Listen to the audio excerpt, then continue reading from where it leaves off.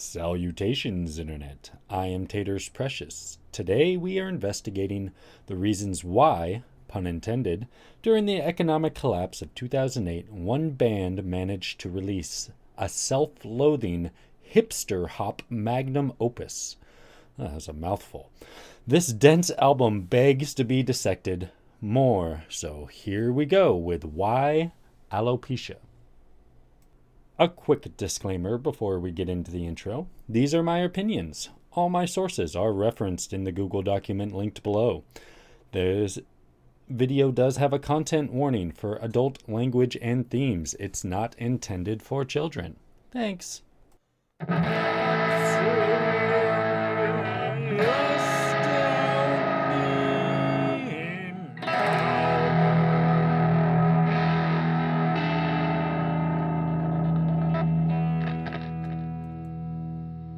Let's start with a personal story of my experience at Sasquatch Festival 2010.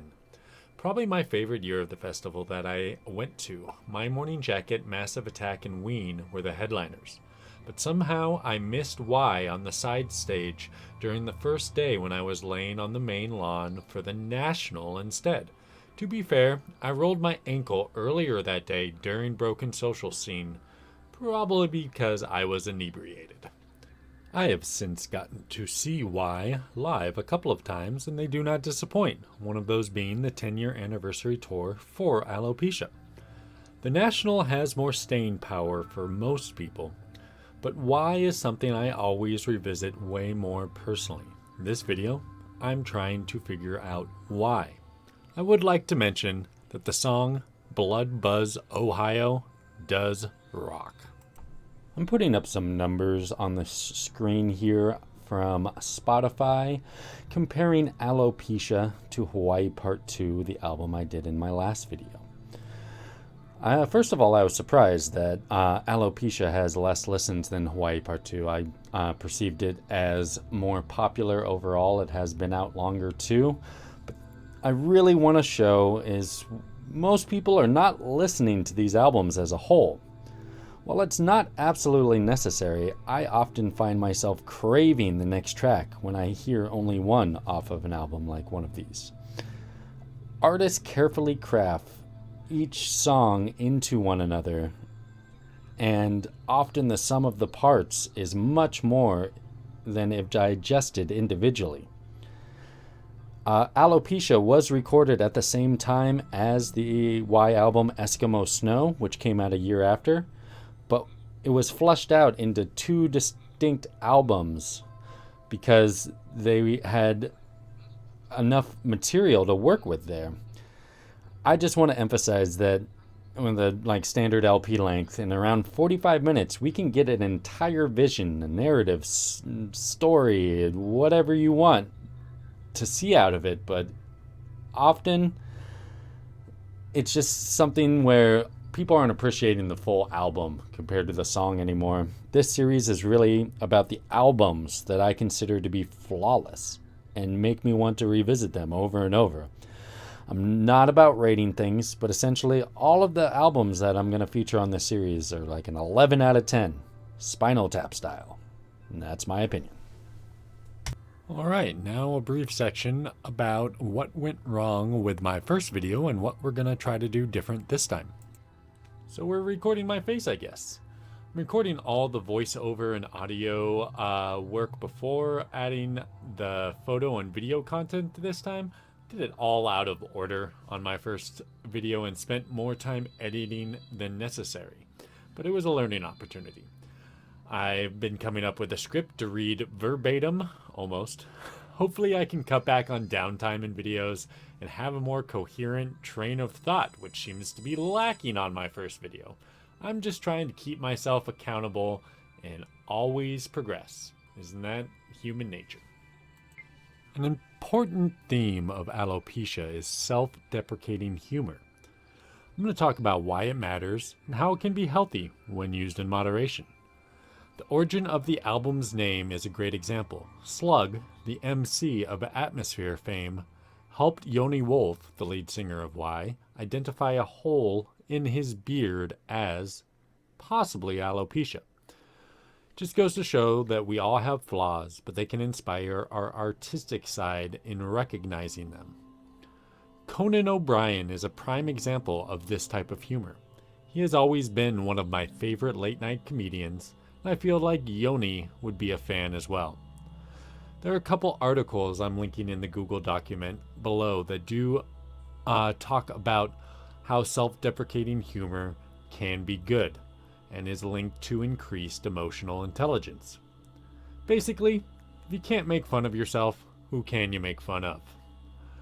Also relating to alopecia, now all the internet algorithms think I might have it, and I get lots of recommendations for different alopecia products because of all the research I did on this album. Don't Google why alopecia repeatedly, is my recommendation.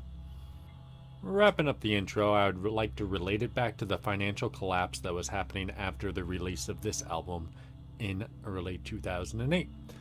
The bleak economic situation in the world transcribes to the cultural medium with the new ideal of a 21st century hipster, which was getting popular around that time, which is only loosely associated with the older connotation with aficionados of jazz, in particular the bebop style of jazz, which became popular in the early 1940s. These are related in the fact that new and seemingly alternative scenes of music can quickly become adapted by the mainstream culture. The Great Depression of the 30s and into the early 40s spawned the first wave of hipsters, and the term saw a resurgence with our new modern recession, so there is at least some correlation there. Somebody could research that further. I'm not doing it any more than this. The album Alopecia helped usher in the new wave of the peak hipster era, and how this album embodies the self-referencing introspection the hipsters are notoriously known for. Basically, the hipsters knowing that they are one but rarely admitting it. Here you can see some Google search trends that I looked up showing that this album came out as the term grew in popularity. It would not be very hipster to be at the peak of the trend. You got to come right before it, so it's appropriate. There is a Vice article quoting Yoni that sums this up perfectly. Seemed like the right place at the right time, Yoni Wolf says of alopecia. It was on the crest of this certain kind of hipster irony that was going on that I rallied against, but also played into in a funny way. I was trying to have fun with it. This album is a lot of fun. I don't know exactly how I found alopecia personally. Thinking it was probably a coworker that had similar taste in music showing it to me at the time. But I just want to say it came out at an important time in my life. I found it pretty soon after its release, and I really consider it a masterpiece. It really does grow with you, and it's an honorary addition to the absolutely astounding album series. So let's get into the main body of... Alright, I got some high school kids bumping bass in their car on the street, but we're gonna do this. The lighting's decent. Body. Why is why? Why is actually mainly, initially, Yoni Wolf. He was the founding member, and it was his MC alias before adopting the name into the band. Yoni was born Jonathan Avram Wolf, and he's from Cincinnati. He was born in 1979. Interesting fact, he was born into a family of Messianic Judaism. His dad was a rabbi. The religious themes of his youth indubitably show in his lyrics, especially on alopecia. He has Crohn's disease, and some of his lyrics describe his efforts to cope with the illness. And in 1997, Wolf was attending art school at the University of Cincinnati, where he met Adam Drucker, better known as Dose One. With Dose One and his brother Josiah Wolf, who will be a member of Y later on, they formed a live improvisational group, Apogee. Dose One has since worked for Meow Wolf, which is a really cool art collective. I suggest you check them out. In 1998, the duo of Adam Drucker and Yoni Wolf released the album It's Not Easy Being under the name Greenthink, and also Blindfold in 1999. Cloud Dead was the name of a project that he was involved in as well. It was an American experimental hip-hop group consisting of Dose One, Yoni Wolf, and Odd Nostam, who is David Mason. Cloud Dead's first 6 10-inch singles were compiled as a self-titled album in 2001. We also have more projects like Reaching Quiet, In the Shadow of the Living Room, 2002, that consisted of Yoni Wolf and Odd Nostam. Prior to the founding of the band Y in 2004, Wolf also had been a member of numerous other groups, including Object Beans and Jaime's Basement. Object Beans was Pedestrian, also known as James Brandon Best, one of the founding members of Anticon, the label that released a lot of Y's material. Object Beans also Dose One. They released one album in 2001 with Edmund Shacker and Oz Nosdam. Jaime's Basement was the short-lived indie rock hip-hop duo consisting of Yoni Wolf and Andrew Broder of Fog. They released one album, Jaime's Basement, on Lex Records in 2003. So in 2003, Yoni released Oakland Azul Asylum under the name of Y. He did enlist his brother Josiah Wolf on drums, Matt Meldon on guitar, and Doug McDermott as a multi-instrumentalist. Wolf decided to transfer his alias into this new band, and in 2005, Y released their debut album, all together, Elephant Eyelash. So after some touring over the next couple years, Y, the band, got back into the studio and recorded a bunch of songs in 2 spurts. First, in February of 2007 at Third Year in Minneapolis. It was really cold during this recording time, and it is rumored that many hot toddies were consumed. I do have a link to a YouTube series that was released during the 10th anniversary of Alopecia that has some great footage from these recording sessions. Also in July of 2007 at Megasonic in Oakland. These recordings were done by Dee Kessler and Tom Herbers. It was mixed at New and Improved Recordings in Oakland by the Wolf Brothers and Eli Cruz, who has also worked with Tune Yards, who could very well make an appearance on this video. It was mastered at Hyde Street in San Francisco by Mike Wells.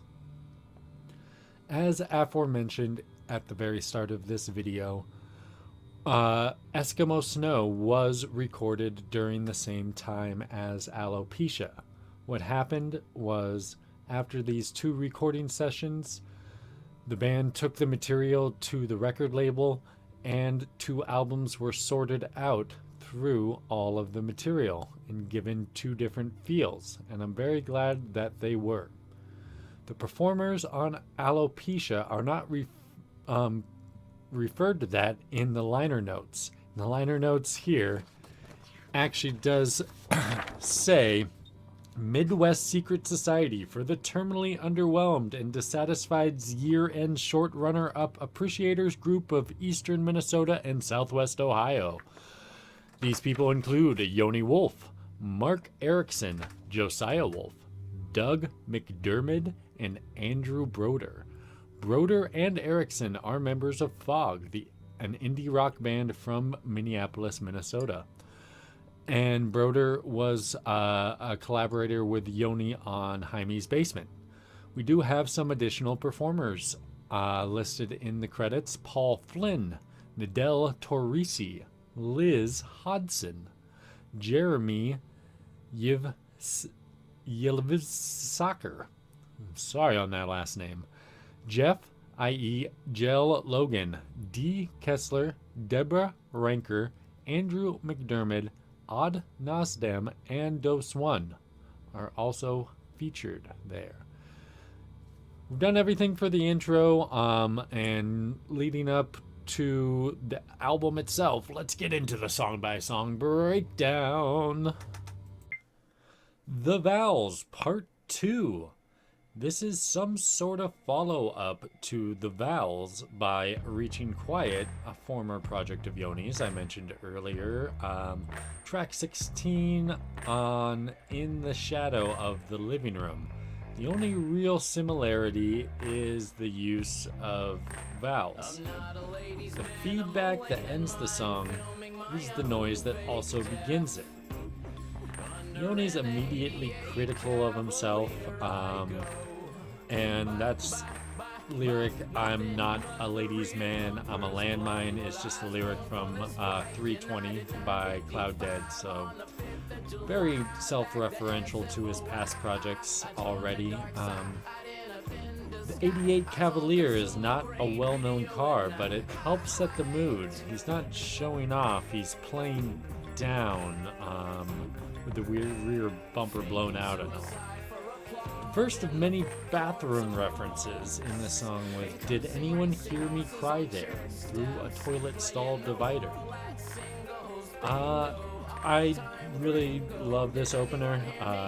Wouldn't anyone like all their pitfalls to be caught by a simple recitation of vowels? Track 2 is Good Friday. This has one of the best opening lines of any song ever. Fight me on it. The tones are somewhat Freudian, but I think they ring true for Yoni and a lot of his listeners. So, there are also 2 more bathroom references in this song. In the first verse with the Starbucks bathroom with the door closed, and again in the third verse with I cried to myself in the pisser. The lyrics are delivered with a dry monotone, reminds me of Cake a little bit, but they do have such impact with their message and the stories he's conveying. They are complemented occasionally with the additional megaphone sounding vocals that are quieter in the mix that give a lot of depth, and the chorus has the layered vocals with the female accompanying it that really gives it a nice dynamic from the verses. From one Pitchfork article I can find, why toured with the Silver Jews in 2005, but I didn't find any videos or a lot of other evidence from this. I've listened to some of the Silver Jews before, but did not really know about David Berman, the main member, before researching this project, and the more I researched him, the sadder I got. R.I.P. Really talented, troubled individual from what I understand. Also, name dropped besides the Silver Jews are R. Crumb, artist and illustration wizard, I'm gonna say. Name drop just seems very fitting. When Yoni was at one of his exhibits, decided to include him in song. If you don't know him, he's the creator of Fritz the Cat and lots of other great cartoons, done numerous album artwork. Really cool guy. Alright, this is what the room looks like later, but I had to mention the Showbiz Pizza Bear. He's scary, terrifying, nightmare fuel. Good reference. Love it.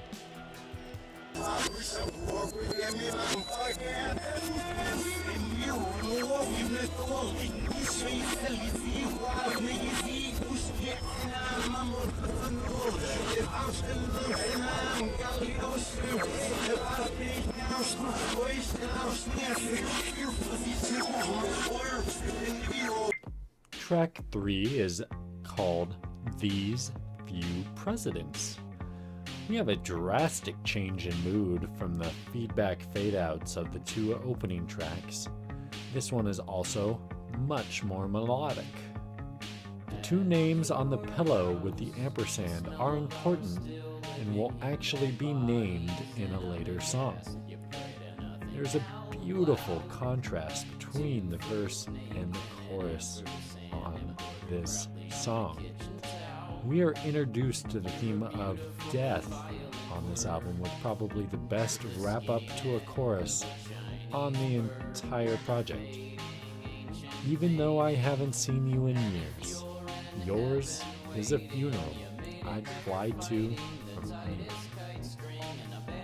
I love the wow before the incredibly dark line of my crooked Chinese fingers groped the machinery of your throat.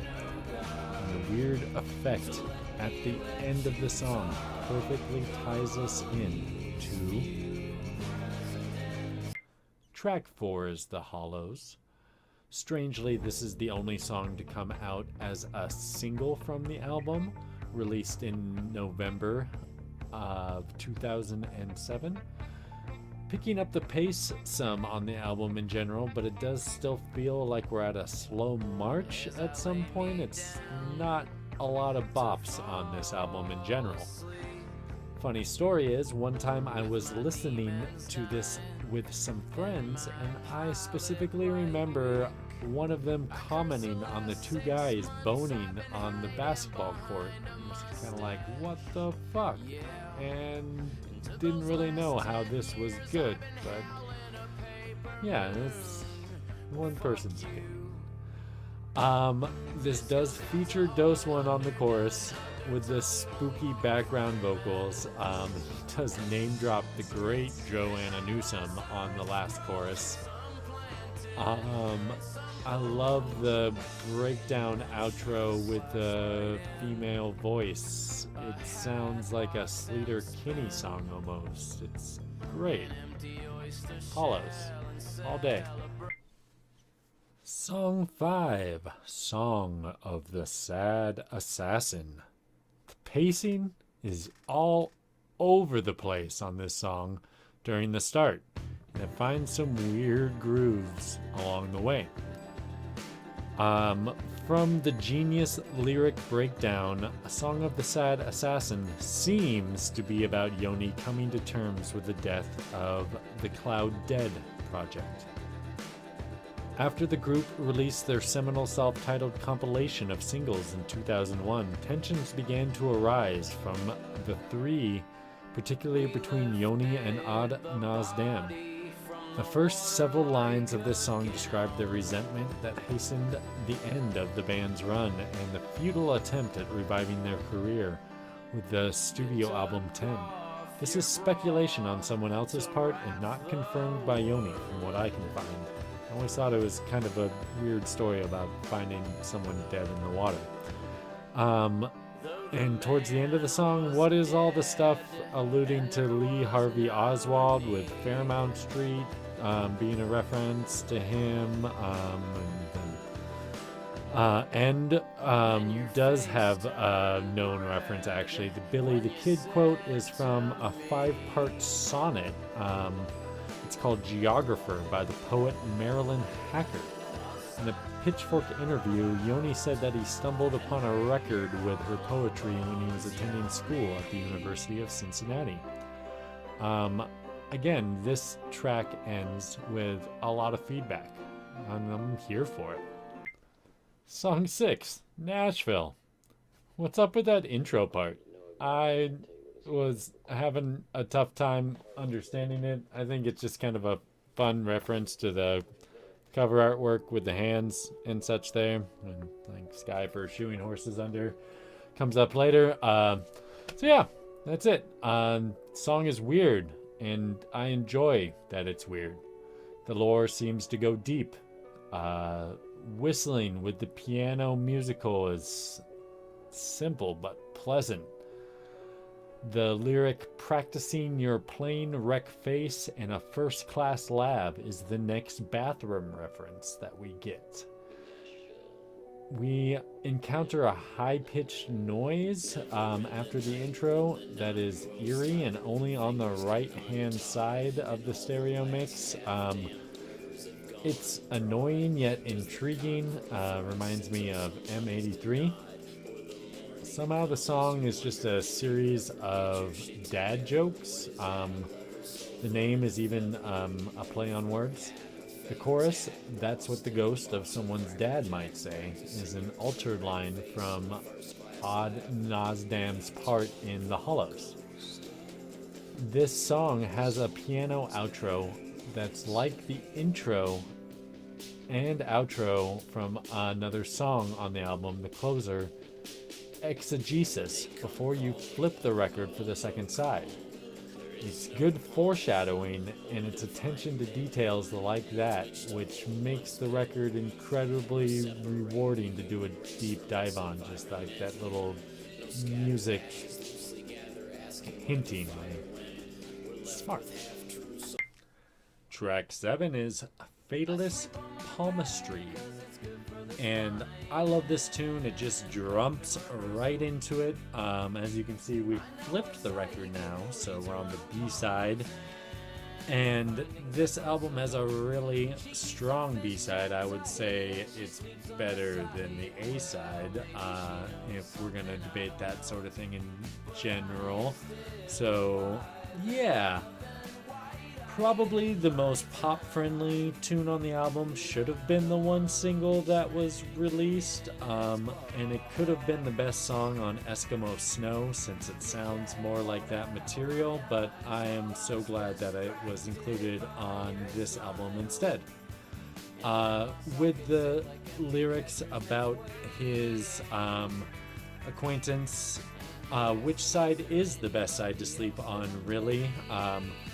And I looked it up. Left side sleeping has the most expert and science-backed health benefits. Although our bodies appear largely symmetrical, our organ placements makes us asymmetrical internally. So sleep on your side and left side if you can. Got an article linked there. From Genius again here, and a point I brought up on an earlier song. The two first names and an ampersand embroidered on a kitchen towel are Anna and Nathan from These Few Presidents, presumably an ex-girlfriend of Yoni's and her new man.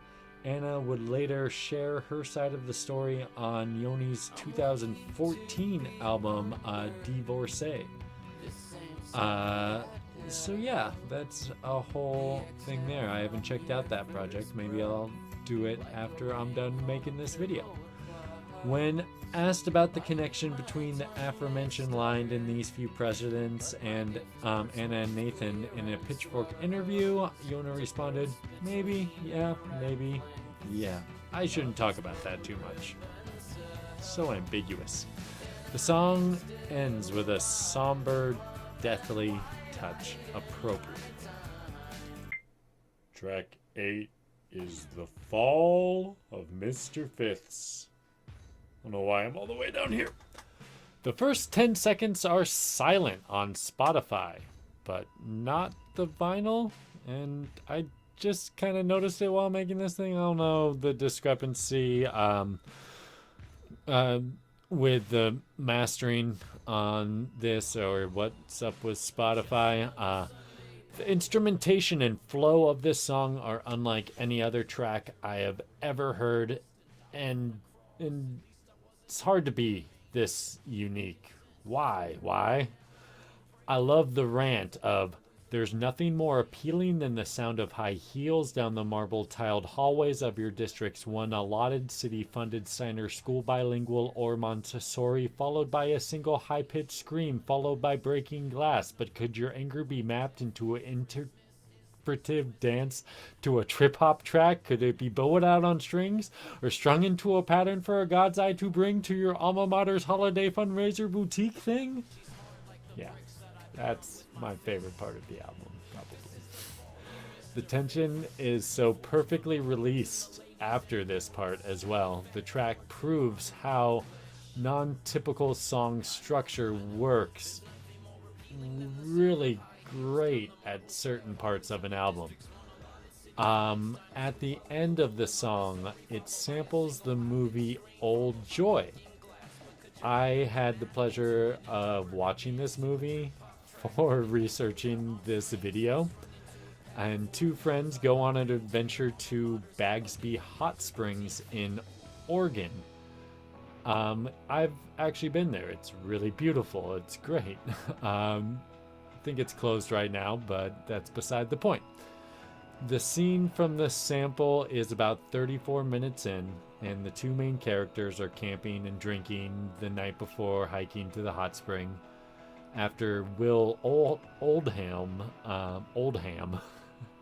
also known as Bonnie Prince Billy for his musical projects, goes on a rant about knowing a lot about physics and how the universe is a giant teardrop falling through space. And then he is expressing how he thinks his friendship is failing. It's a really slow, atypical movie with no key plot elements, but it was enjoyable. The characters feel incredibly real.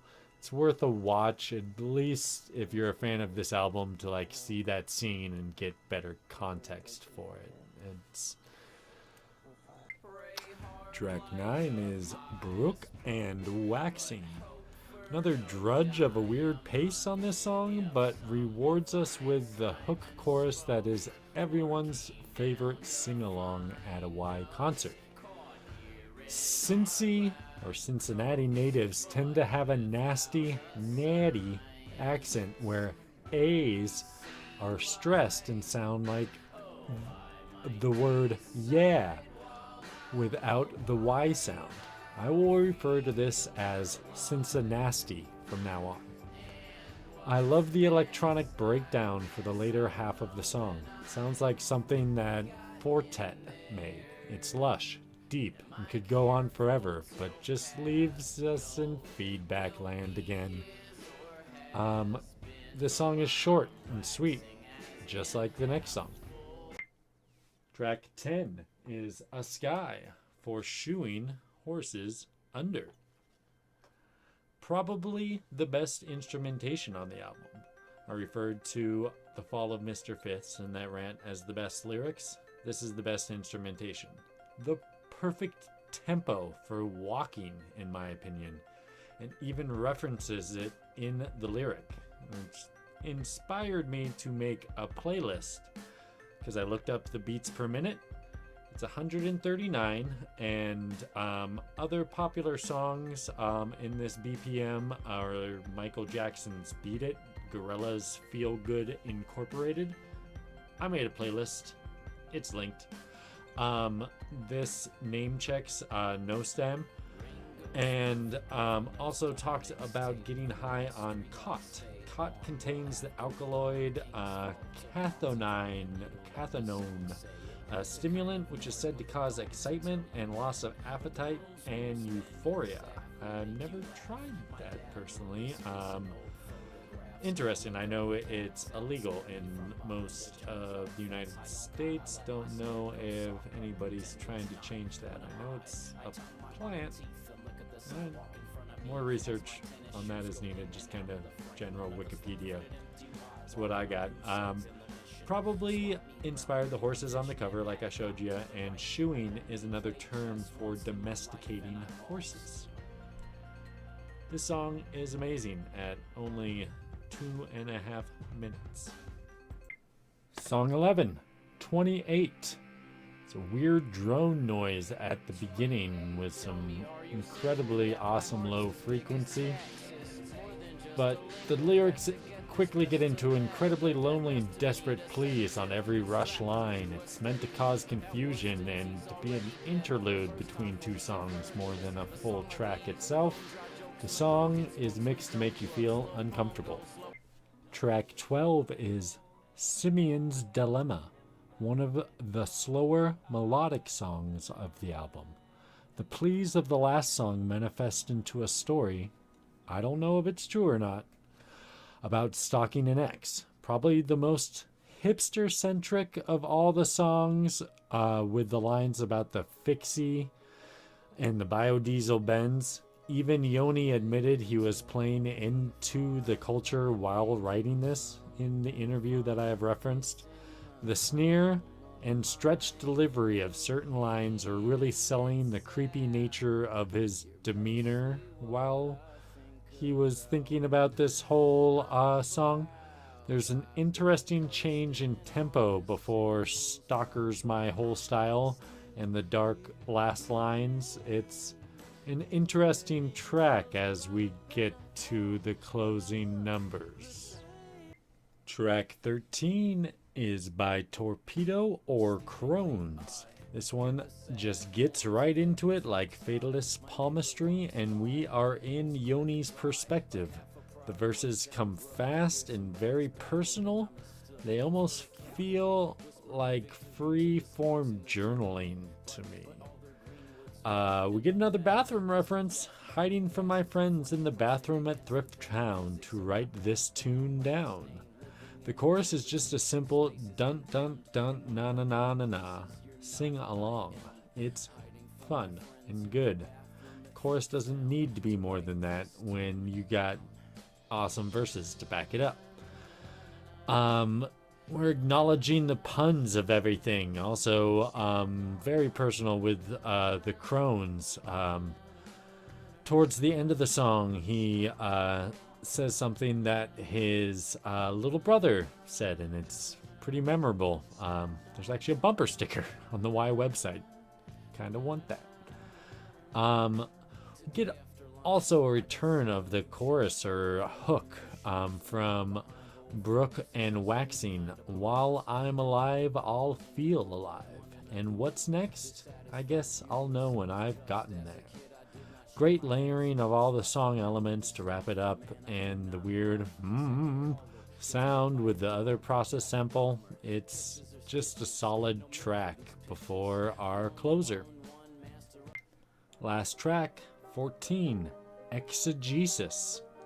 The definition of this word is critical explanation or interpretation of a text, especially of scripture. Eisegesis, on the other hand, reads into the text what the interpreter wishes to find or thinks he or they might find there. Just a clever, simple, short last track that summarizes some of the ethos of the entire album with a cryptic, repeating lyrical phrase. Again, like Hawaii Part 2 leaves you wanting more, but not in an unpleasant way. This track really gets down to the brass tacks of what Alopecia is all about to me, and finishes it off fantastically. So we did it. The album's all wrapped up. There are a couple videos from this album. First, the Song of the Sad Assassin has a great, very personal animation of Yoni singing the lyrics that just kind of get to the heart of this weird song, and also depict the instrumentation well. Video was directed by Mike Mayfield, who has also worked on the Midnight Gospel. Definitely worth a watch if you're a fan of the song. Also, we have a video for A Sky for Shoeing Horses Under, directed by Ben Barnes. A fun one shot of a home being helplessly defended while somebody invades, and then the band is slowly being revealed to be playing around the house as well, with the conclusion of the intruder playing the outro on marimba. It's not that complicated, but for a one take, it's well done and suits the song well. Other material surrounding this album are Alopecia, the demos. There's 2 exclamation marks with the Discogs link that I have here. I checked out a couple of the songs thinking that it would be an interesting make me think about this song deeper, just like rough cuts. If you want to go deeper than this video, then get listening to the demos for Alopecia.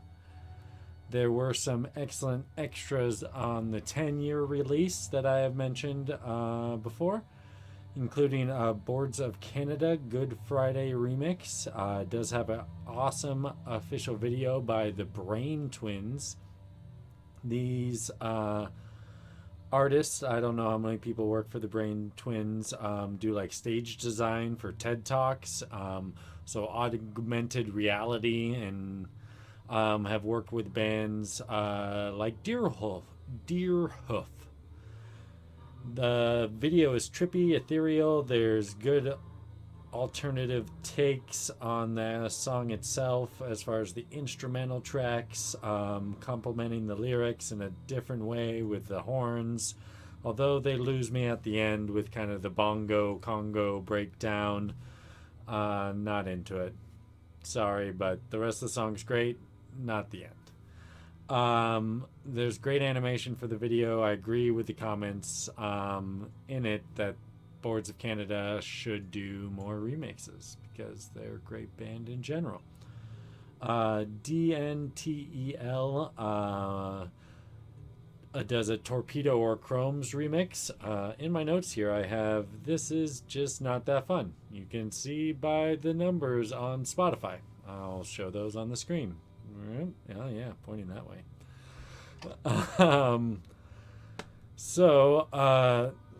And yeah, by the long weird fade out on that song, by like the 1 or 2 listens I gave it, I was glad it's over. I did see them on the 10-year anniversary tour. It was awesome. Everybody was singing along.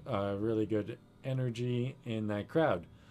The reissue of that album on vinyl and everything did come through a different record label, Joyful Noise, for the 10-year release. So, yeah. So, in conclusion, the album's legacy is what I will really start off with. Overall, its chart peak position, it only really hit on the US Heat Seekers albums. That's a Billboard thing. Number 28. It was included on some top of the year features and is definitely Y's most popular album as far as like numbers and what most people talk about overall. Pitchfork didn't have the entire album as in its top 100 albums of the year, but it did place Fatalist Palmistry at number 94 of the 100 best tracks of 2008. It ranked 187 for 2008 on Rate Your Music, and number 21 most shared album of 2008 on Metacritic.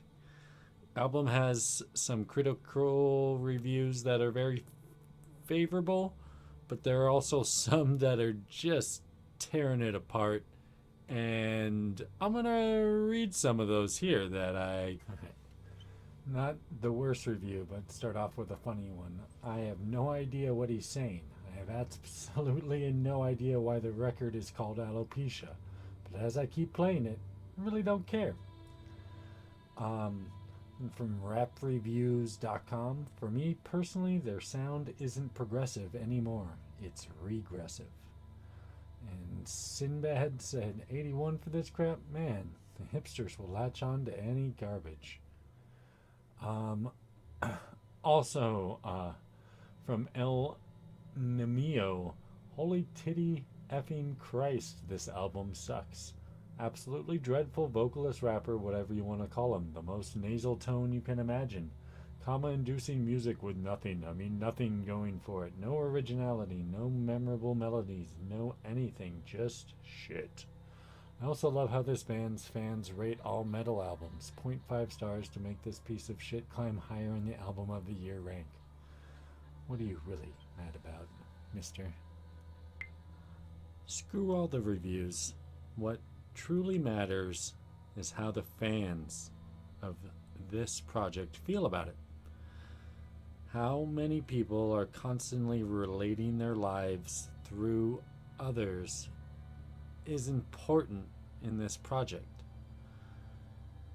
This parallels all the religious symbolism on the album, with people somehow finding parable or exegesis through Yoni's lyrics. The self-deprecating humor and hipster legacy are important parts of the album, but are outweighed by the sheer ingenuity and absurd nature of the project. Critical and numerical reviews don't really matter in a legacy like this. It's how your fans make it their own and how it grows over time. Yoni's admitted how much this project has gotten away from him. It's not so much what people said over 10 years ago, or even around the 10-year release. I think this album is timeless.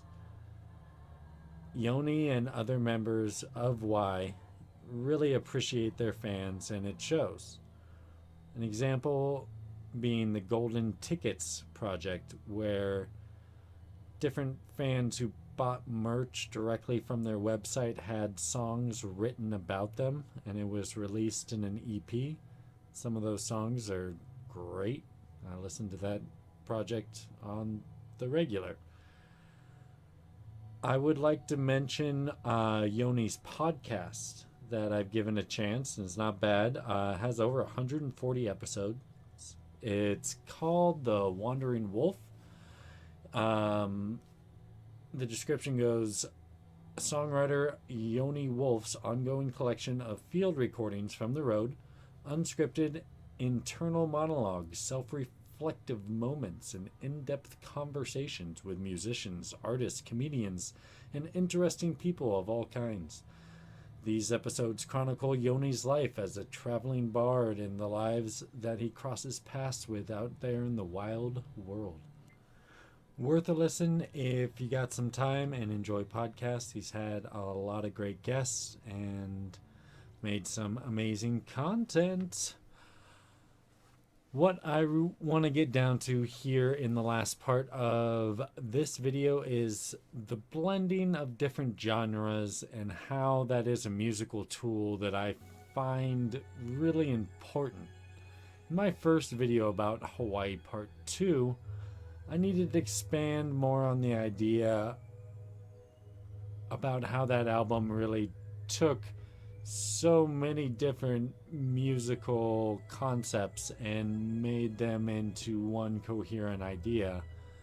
But I will do that here instead, because the concept applies to Alopecia, because it's not one sort of genre. Like, people listen to it as like, is he rapping? Is he singing? Is a live band? Like, people don't understand why they're an enigma, and I appreciate that.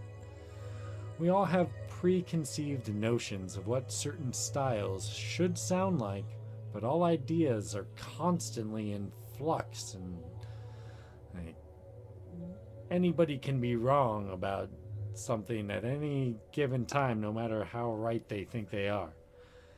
Hearing sounds that cannot be well defined by our current lexicon or vocabulary should not be shunned, but welcomed. Like, I love outsider music like the Shags or Daniel Johnston. It's a lot of good stuff out there that's not considered mainstream, but somebody who maybe only listens to a lot of mainstream should give some of this stuff a chance. I would love to feature more of these genre bending musicians on my channel. Two of the ones that I want to feature on another episode would be maybe King Gizzard and the Lizard Wizard, or Ween. Both of these bands have a large discography of albums. I have a couple in mind for each, mainly one for each, but I don't know, leave a comment down below which album of those two bands that you would do a deep dive on and just tear apart and figure out what it means to you. Leave a comment about anything. I need some more engagement. So, this is music I found in my early 20s. There's a lot of studies on how things, media, like music and movies that you find in your late teens and early 20s really sticks with you for the rest of your life.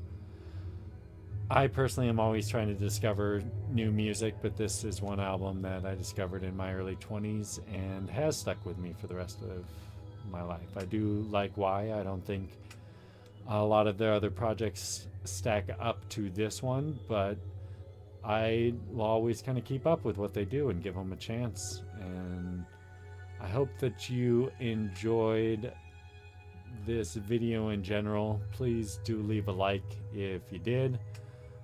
Always try to discover some new music for yourself. I am personally a musician. If you would like to listen to some weird ambient music, please check out Tater's Precious. It is ambient experimental looping noise that I make for humans and or extraterrestrials who might be listening. So thanks everybody. Until next time, take it easy or take it sleazy. It's your choice.